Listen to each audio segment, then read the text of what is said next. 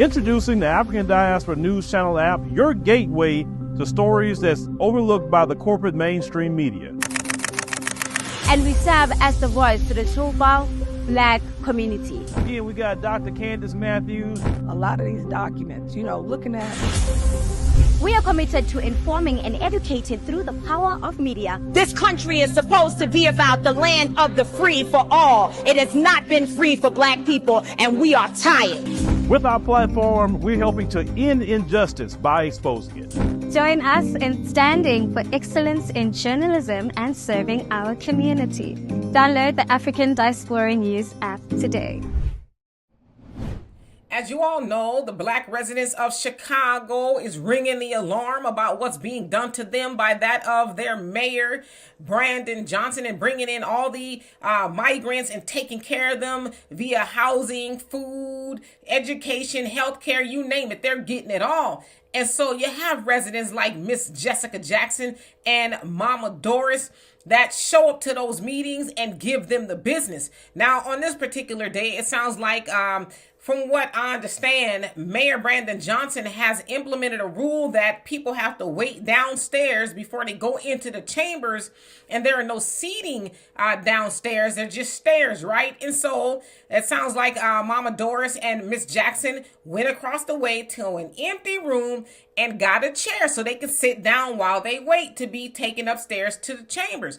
Well, it sounds like some of the city employees had an issue with that, and they called the police over there to get them to put the chairs back and all of that. Now, this is part of the interaction. Check it out.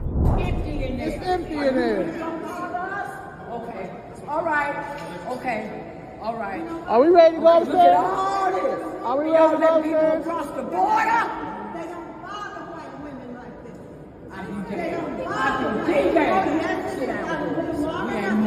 I be damned if we move.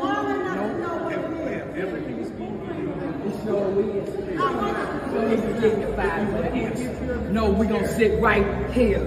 She gonna sit right here. So as you saw there, Miss Jackson, who is always standing on business, stood on business and says, we're not going nowhere. And in fact, she told Mama Doris to stop paying them any attention. Let's turn our backs to them. And I agree.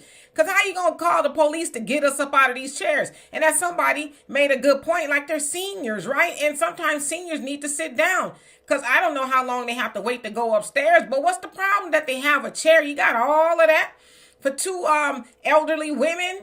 You got all of that manpower so to tell them to put the chair back. What's wrong with those city employees? And as you can see, you saw who they were. They felt like they needed to weaponize the police on two elderly sisters who are waiting to go upstairs. So, listen, I know that y'all out there fighting a good fight, and I am so proud of y'all. And Miss Jackson, she reaches out to me every now and again.